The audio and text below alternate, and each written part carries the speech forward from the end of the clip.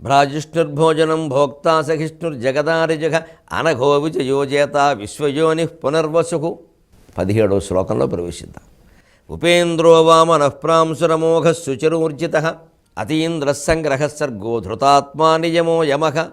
ఉపేంద్రః ద్వాదశ ఆదిత్యులలో ఉపేంద్రుడు ఒకడు, ఇంద్రుడు ఒకడు. ఇంద్ర ఉపేంద్ర. నిజానికి ఉపేంద్రుడే చిన్నవాడు ఇంద్రుడి కంటే. అందుకే వేదములలో ఇంద్ర సంబంధమైన సూక్తాలే ఎక్కువ. రామాయణంలో చాలా స్పష్టంగా దశరథ మహారాజు పిలిస్తే రాముడు వెళ్ళాడు అని చెప్పడానికి ఇంద్రుడు పిలిస్తే ఉపేంద్రుడు వెళ్ళినట్టుగా అన్నాడు. ఇంద్రుడు ఆజ్ఞాపించేవాడు, ఉపేంద్రుడు ఆజ్ఞను శిరసా వహించేవాడు.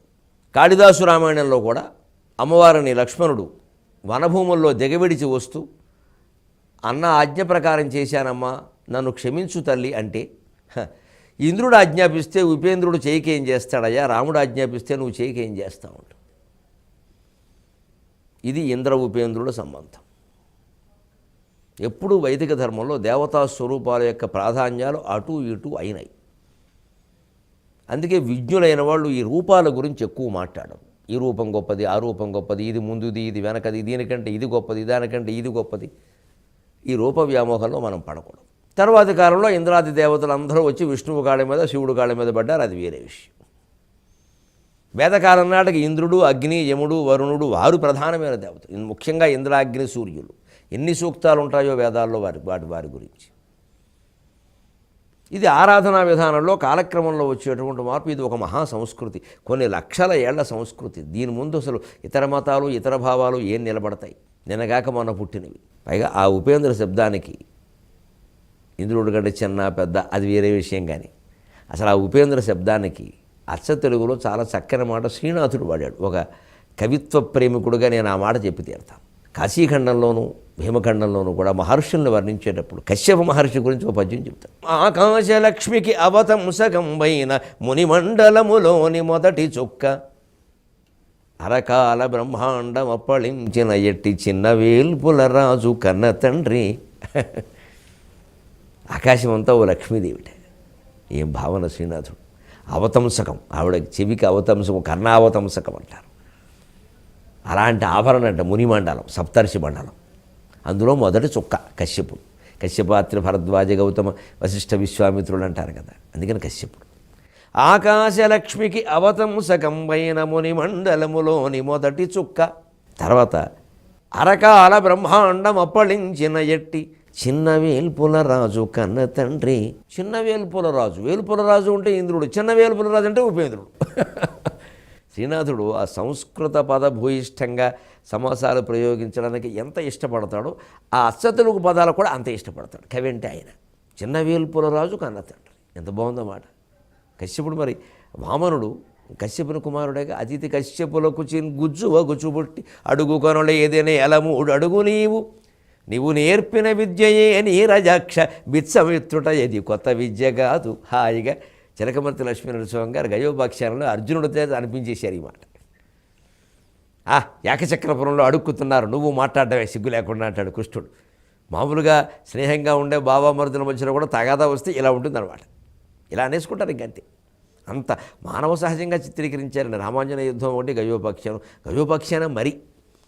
ఎందుకంటే రామాంజన యుద్ధంలో అక్కడ స్త్రీ వచ్చి అటు ఇటు మాట్లాడే రాయబార సన్నివేశం లేదు, అదొక లోపం, అవకాశం కూడా లేదు. గయోపాఖ్యానంలో అది ఉంది, సుభద్ర. అది అద్భుతంగా ఉంటుంది అసలు. ఇటు అన్నగారి దగ్గరికి వెళ్తే అన్నగారు ఏదో అంటాడు, ఎంతసేపు నీకు మొగుడే, మధ్య వచ్చిన మొగడటన్న మక్కువ అంటాడు ఆయన. అలాగని మొగుడు దగ్గరికి వెళ్తే ఎంతసేపు పుట్టింటి వాళ్ళే, మేము మీకు 1000 రూపాయలు చీరలు కొన్నా మీకు ఏమి ఎక్కం, వాళ్ళు ఏదో 10 రూపాయలు కుంకుమ పొట్లం ఇస్తే మా పుట్టింటి వాళ్ళు అంట ఊరికి అని ఆయన. మొత్తం మీద ఆడది పుట్టింటికి మొగుడికి మధ్యలో ఎలా నలిగిపోతుందో ఆ గయోపాఖ్యానంలో సుభద్ర రాయబారంలో అద్భుతంగా చిత్రించారండి చిలకమర్తి వారు. ఆయనకి కళ్ళు లేకపోవడం ఏంటండి, ఆయన సాహిత్యం చదవని వాళ్ళు కళ్ళు లేని వాళ్ళ కింద లెక్క. ఇంత గొప్పది కల్పన, నిజాలు అన్నీ పక్కనట్టు సృష్టి కల్పన. దాంట్లో ఇదేమిటి ఇంకా గొంగళీలో కూర్చొని వెంట్రుకలు ఏరుకోవడం అక్కర్లేదు. అది ఆ గొప్పతనం. అలా చిన్న వేల్పుల రాజు కన్నతండ్రి. అలాగే మరి ఆయన కొడుకే కదా ఆయన వామనుడు. ఆ కశ్యపుడు వామనుడుగా ఉన్నప్పుడు నువ్వే కదా భిక్షాటం చేసుకున్నావు, మమ్మల్ని అంటాడు ఏకచక్రపురం భిక్షాటనని. అడుగు కొనలేదు నేల 3 అడుగు నీవు నేర్పిన విద్య నీరజాక్ష బిచ్చమిత్రుడు, ఏదో కొత్త విద్య కాదు, బావగారివి కదా నీ దగ్గరే నేర్చుకున్నావు అన్నాడు. సరిగ్గా బావమరుదుల మధ్యలో ఏమైనా ఆక్షేపణలు వస్తే ఇలాగే అనుకుంటారండి. ఎందుకంటే వాళ్ళకి తెలియని రహస్యాలు లేవు, వాళ్ళు బయట పెట్టుకుని రహస్యాలు లేవు. ఇంకా అప్పుడు ఆ మధ్యలో ఉన్న అక్కగారు చాలే నీకు మీ బావకి పనే లేదు, ఏమిట్రా ఆయన అంటే నువ్వు అన్నమైన దా లోపలికి భోంచేయి అంటుంది. అది వస్తాడు లోపలికి. ఈ తెలుగు సంసారాల్లో ఉండే సహజమైనటువంటి సరసాలన్నీ గయోపాఖ్యాన రూపంలో చిత్రించారు కాబట్టి ఆంధ్రదేశంలో అది ఆడబడని వాడలేదండి. వాడలా అంటే సరిగ్గా కురుక్షేత్రానికి, గయోపాఖ్యానికి, హరిశ్చంద్ర నాటకానికి చింతామణి అయితే వాడలా కాదు ఇంటింటా అని చెప్పచ్చు కూడా. ఇక చింతామణి ఇంకా ఎక్కువ అంత ఆడేసింది అది. ఎందుకంటే మన మనస్తత్వానికి దగ్గరగా ఉన్నాయి ఇవి. అంచేది ఎప్పుడు ఆధ్యాత్మిక ప్రసంగం, వేదాంతం ఏదైనా ప్రజల మనస్సులకు దగ్గరగా ఉండాలి, వాళ్ళ జీవితానికి దగ్గరగా ఉండాలి. అతీతంగా చెబితే అలాగా అర్థం కాదు. దండం పెట్టుకుంటారు, ప్రసాదం ముచ్చుకెళ్ళిపోతారు, ఎప్పటికీ మారరు. అదే జీవితానికి ఓ దెబ్బ తగిలేలా చెప్పేవారు కూడా కాస్త చొరకేసిన అంటే అన్నాడు కానీ మరి అండా అనుకుంటారు వెంటనే వెనక. మరి అన్నాడంటే అనరా అంటే వాళ్ళే. అది మనకు కావాల్సింది. ఇది ఊరికే అందరికీ నచ్చేలా చెప్పేసి ఏదో పొగడతలు పొగిడించుకోవడం కాదు. అక్కడ జీవితానికే ఉపయోగపడదు. ఇక్కడ చూడండి, సరిగ్గా ఉపేంద్ర రాగానే ఆ చిన్న వేలుపులరాజు అన్నట్టుగానే వామనావతారం గుర్తొచ్చినట్టుగా వామన ప్రాంశు, వామనుడు ఆయనే, ప్రాంశు ఆయనే. ఇదివరకు మనం భోక్త భోజనం అన్నాం. ఇప్పుడు చూడండి ఈ ద్వంద్వం, వామనుడు ఆయనే, ప్రాంశు ఆయనే. అంతే పొట్టిగా ఉన్నవాళ్ళు బాధపడక్కర్లేదు, ఊరికే భౌతికార్థం చెబుతున్నా. పొడుగ్గా ఉన్నవాళ్ళు ఏం గర్వించక్కల.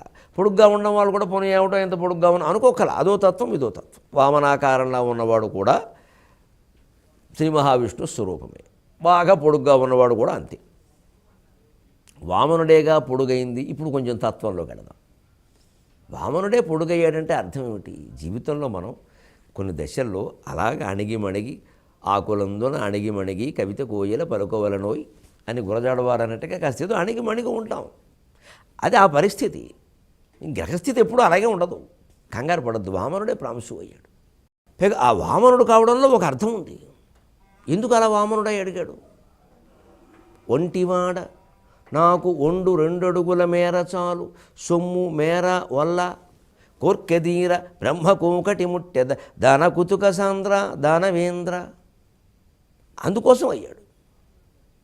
బ్రాహ్మణ అబ్బాయి వామనుడు, పొట్టివాడు. పొట్టివాడు అంటే నిజానికి ఆ వయస్సుకు పొట్టివాడు కాదండి ఆయన. ఊరికే పొట్టివాడు అంటున్నారు.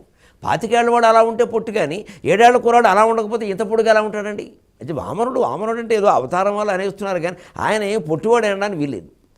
ఉండవలసినంత పొడుగు లేకపోతే పొట్టివాడు అనాలి. కానీ 7 ఏళ్ల కుర్రాడు అలాగే ఉంటాడు. 7 ఏళ్ళు కూడా లేవు నిజానికి, 5 ఏమో కూడా. మరి ఇంకా అలాగే ఉంటాడు. ఆ చిన్న గుజ్జు రూపంలో వచ్చాడు కాబట్టి ఆ వామనుడు అంటే పొట్టివాడు అన్నట్టు స్థిరపడిపోయింది. దాని మీద ఇంకా చాలా వచ్చి అడగవలసిన స్థితి వచ్చేసరికి మహావిష్ణువు కూడా వామనుడు అయ్యారు అన్నారు కొంతమంది. అంటే యాచన ఎంత దీనమైన పరిస్థితి అంటే, ఇతరుల్ని యాచించడం, వాళ్ళ కోసం వాళ్ళు ఇచ్చేదానికోసం అలా బేలచూపులు చూసే పరిస్థితి చూస్తే మహావిష్ణువు కూడా వామనుడైపోయాడు. అంచేది ఆ యాచన స్థితి మనం ఎవరూ జీవితంలో తెచ్చుకోకూడదు. అందుకే బడాయిలు పోయి ఎక్కువ ఖర్చు పెట్టడాలు, ఈ మధ్య యాత్రలు, తీర్థాలు, దీక్షల గురించి కూడా బాగా ఖర్చు పెడుతున్నారు. బాగా అప్పులు చేసి. అంత అవసరం లేదు. భగవత్ కటాక్షానికి ఈ డబ్బు ఏ రకంగానూ ఉపయోగపడదు. ఖర్చును బట్టి ఎవ్వరూ మనకి ఏ రకమైన మోక్షాలు ఇవ్వరు. ఇంట్లో కూర్చుని తెలుసుకోవలసిన విషయం తెలుసుకుంటే చాలు. ఓపుకున్న వాళ్ళు చేస్తారు యాత్రలు. దానికి శారీరకంగా ఓపిక ఉండాలి, ఆర్థికంగా ఓపిక ఉండాలి. ఆర్థికంగా ఓపిక లేని వాళ్ళు శారీరకంగా ఓపిక ఉన్నా చేయకూడదు. డబ్బు ఎక్కడైనా నడిచెడిపోతామండి. ఇదివరకంటే శ్రవణ కుమారుడు కావిడిలో కూర్చోబెట్టుకుని తల్లిదండ్రులను తీసుకెళ్ళాడు. ఇప్పుడు అలా తీసుకెళ్ళవక్కర్లేదు. వాడు ఒక్కడే అడమలను చూద్దాం, శ్రావణుడిని ఇప్పుడే నా వల్ల కాదంటాడు. పైగా మన ప్రయాణాలు ఇప్పుడు బస్సుల, విమానాలు కూడాను. అంచేది అంత ఖర్చు పెట్టి యాత్రలు చేయడం అంటే మనే వామనుడు చేసుకున్న చివరికి యాచనలోకి వస్తాం. ఇందులో ఈ వామనుడుగా ఉండడంలో ఏమిటి? అందులో లౌక్యం, అందులో తత్వం, లౌక్యంతో పాటుగా తత్వం. నేను ఒంటరివాడిని, నాకెందుకయ్యా ఈ భూములు ఇవన్నీ. కోర్క తీర బ్రహ్మకు ఒకటి ముట్టెద, 3 అడుగులు నేల నాకీ చాలు. నేను బ్రహ్మకు ఒకటి ముట్టెద. బ్రహ్మకు ఒకటి అంటే సత్యలోకం వరకు, భూలోక, భువర్లోక, సువర్లోక, మహాలోక, జనోలోక, తపోలోక, సత్యలోక. సత్యలోకంలో బ్రహ్మ అంతవరకు వ్యాపిస్తా అంటే చెప్పేశాడు వామనుడు. నేను ప్రాంశు అవుతా, ప్రాంశునోపజోదనీలతను భాషితు అయిపోతా, ఆక్రమిస్తానని చెప్పాడు. సత్యలోకం వరకు పెడతానని చెప్పాడు. బ్రహ్మకు ఒకటి అంటే అర్థమైంది బ్రహ్మదేవుడు పిలక పట్టుకుంటానని. మరి బ్రహ్మదేవుడి పిలక ఎక్కడుంది? ఎక్కడుంది? ఇప్పుడు అక్కడ ఉంది. అది పట్టుకోవాలంటే కాలో చేయో పైకెత్తాలి. ఆ మాట ముందే చెప్పాడు. పద్యం అర్థం కాకపోతే బలిచక్రవర్తి 5 పన్నెండ్స్ గైడ్ కొనుక్కోవాలి రాజమండ్రి వెళ్ళి. అంతేగాని వామనుడు మోసం చేశాడంటే ఎలాగ? ఆయన స్పష్టంగానే చెప్పాడు. ఇందులో మాయం లేదు. ఆయనకు అర్థం కాకపోతే ఈయనేం చేస్తాడు? అది వామనత్వం. పైగా ఎలా పట్టు దానికి తత్వం ఏమిటి? ఉరికి ఎలా కాలు పైకెత్తడం అది మనకి మామూలుగా కనిపించే యోగం. ఆ కాలు ఎత్తినంత మాత్రం ఏమవుతుంది? కాలు ఇలా వేకెత్తాడు. కాలు పక్కన ఉన్న భాగం అది కాదు అక్కడ తత్వం. దాని ఉద్దేశం బ్రహ్మకు ఒకటి లోపల ఉంది. తస్యాస్యఖాయా మధ్యే పరమాత్మ వ్యవస్థిత స బ్రహ్మ శశి వత్సహరిశ్చేంద్రస్వక్షర పరమస్వరాట్ త్వం యజ్ఞస్త్వం వషట్కారమింద్రస్త్వం రుద్రస్త్వం విష్ణుస్త్వం బ్రహ్మత్వం ప్రజాపతి. అది పట్టుకోవాలి. అది మన గుండెల్లో ఉంది. అలా పట్టుకోవడానికి జపం చేస్తే చాలు ఒక చోటకు వచ్చినాయి. జపం చేసేటప్పుడు మీరు ఎప్పుడైనా చూడండి, 4 అడుగులు ఎక్కువ, 2 అడుగులు తక్కువ, 3 అడుగులు సరిపోతాయి. చుట్టూ కొలుచుకుని చూడండి సరిగ్గా. భౌతికంగా నిజం అది. 4 అడుగులు ఎక్కువ, 2 అడుగులు తక్కువ, 3 అడుగులు సరిపోతాయి. అందుకే నాపరాళ్ళు మీకు పూర్వం వాడిన నాపరాళ్ళు ఎక్కువ, ఈ టైల్స్ కాదు, పూర్వం వాడిన నాపరాళ్ళు సరిగ్గా 2.5 అడుగులు ఉండేవండి. 2.5. మనిషి కూర్చుని జపం చేసుకుందుకు ఒక్క నాపరే చాలు. అదే ఈ 3 అడుగులు. అంటే నువ్వు కూర్చుని గాయత్రి మంత్రాన్ని జపం చేస్తే, పోనీ నీ ఇష్టం వచ్చినటువంటి జపం నువ్వు చేస్తే, ప్రాణాయామం చేస్తే, యోగాభ్యాసం ద్వారా గుండెల్లో ఉన్న శివుణ్ణి పట్టుకొచ్చయ్యా, గుండెల్లో ఉన్న విష్ణువుని పట్టుకొచ్చయ్యా. ఎందుకు ఈ భూమండలం అంతా ఆక్రమించడం, మళ్ళీ దానం వేయడం? ఏం పని ఇది? అయ్యవార్లం గారు ఏం చేస్తున్నారంటే చేసిన తప్పులు దిద్దుకుంటున్నారని. ప్రపంచం అంతా జయించడం ఎందుకు? దానం వేయడం ఎందుకు? ఎవడు జయించమన్నా నేను? మనం ఇలాగేవో తాపత్రయపడిపోయి పొద్దు ఉద్యోగం, మధ్యాహ్నం ఉద్యోగం, రాత్రి ఉద్యోగం అన్నీ చేసేసి సంపాదించేసి 80% ఆస్తులు దానం ఇస్తున్నా. అసలు ఈ సంపాదించిన దాంట్లో చాలా దోపిడీ ఉందండి మనం సరిగ్గా గమనిస్తే. అక్కడే వామపక్ష సిద్ధాంతాలు కూడా మనం అన్వయించుకోవాలండి. అవేం దోషాలు కాదండి. దయచేసి దూషించద్దండి ఎవరిని. అన్నీ గ్రహించాలండి మనం. ఎవరి సొమ్ము ఇది? ఎలా వచ్చింది? ఎక్కడి నుంచి వచ్చింది? ఎంతమంది చెమట దీని వెనకాల ఉంది? ఇలా శుభ్రంగా తోచేసుకుని మేళ్ల మీద మేళ్ల కట్టేసి 500 ఎకరాల వరకు సంపాదించేసి 500 ఫ్యాక్టరీలు పెట్టేసి 5,000 కోట్ల ఆస్తి సంపాదించి అందులో నేను 1000 కోట్లు దానం ఇచ్చా. ముందు సంపాదించమని ఎవడు చెప్పాడు? అసలు ఇంత నీకు అవసరం ఏంటి? ఎలా వస్తుంది అంత సంపాదన? ఈ కార్మికులకు ఎందుకు వెళ్ళలేదు ఆ శ్రమలాభం? అక్కడ ఖచ్చితంగా కమ్యూనిస్టు సిద్ధాంతాన్ని అన్వయించాలి. వివేకానందులే చెప్పాడు అన్నమాట. భౌతిక జీవితాల్లో తారతమ్యాలు పోవాలంటే సామ్యవాదమే. కానీ అది అనంతుని శక్తి గ్రహింపగావలని సాగర ఘోషలో రాశాను. కమ్యూనిజంలో ఒక పెద్ద లోపం ఏంటంటే అంతా భౌతికవాదమే మాట్లాడతారు. ఇంకా లేదు, వెనకాల అనంతుని శక్తి ఉంది. మనం భౌతికమైనటువంటి తారతమ్యాలు సరిచేసినా మళ్ళీ వస్తాయి. ఇవి వచ్చాయి కూడా అన్ని దేశాల్లో, అన్ని కమ్యూనిస్టు దేశాల్లో వచ్చాయి. అందుకే కమ్యూనిస్టు దేశాలు చీలిపోయాయి, ముక్కలు ముక్కలైపోయాయి. కుక్కలు చింపిన విస్తరైపోయింది ఒక రకంగా చెప్పాలంటే. మరి ఏమైపోయింది సామ్యవాదం? కారణం ఒకటే, అంత గొప్ప సిద్ధాంతానికి వెనకాల భగవంతుడు అనే పునాది లేదు. ఆ నైతిక శక్తి వాళ్ళకి అర్థం కాల. అర్థం చేసుకునే ప్రయత్నం చేయాల. ఏదో అద్భుతం జరిగిపోతుంది అనుకున్నారు, మొక్కలైంది. అదే అద్భుతం. ఎప్పుడూ మనిషికి నేను అనే భావన పోగొట్టడం చాలా కష్టం. ఇదివరకే మనం చెప్పుకున్నాం లలితా సహస్రనామాల్లో భండాసుర సంహార కథ చెప్పుకొని, విష్ణు సహస్రంలోని. ఆ దేహాత్మ భ్రాంతి పోదు. అది పోనప్పుడు ఎవరు నాయకుడైనా వాడు ఇంకొకరిని తొక్కేసే ప్రయత్నమే చేస్తారు. కమ్యూనిస్టు నాయకులు కూడా అదే పని చేశారు. ఖృష్చేవ్ మీద చాలా ఆరోపణలు ఉన్నాయి, బ్రెజ్నెవ్ మీద అవినీతి ఆరోపణలే ఉన్నాయి. వాడు అల్లుడికి సాయం చేశాడు. మరి ఏమైపోయింది? మన దగ్గర కూడా నేను పేరు చెప్పడం కాదు, ఊరికే విషయం కోసం చెబుతున్నా. జీవితాంతం ఇంచుమించు మృతులయ్యే వరకు కమ్యూనిస్టు నాయకులుగా సిద్ధాంతాలను వదిలిపెట్టిన మహానుభావులు కొడుక్కి టికెట్ ఎవరైనా పార్టీ మార్చేసిన వాళ్ళు ఉన్నారు. అదేమిటండి? అదేం పుత్ర వ్యామోహం? మనకి కమ్యూనిజం దేనికి?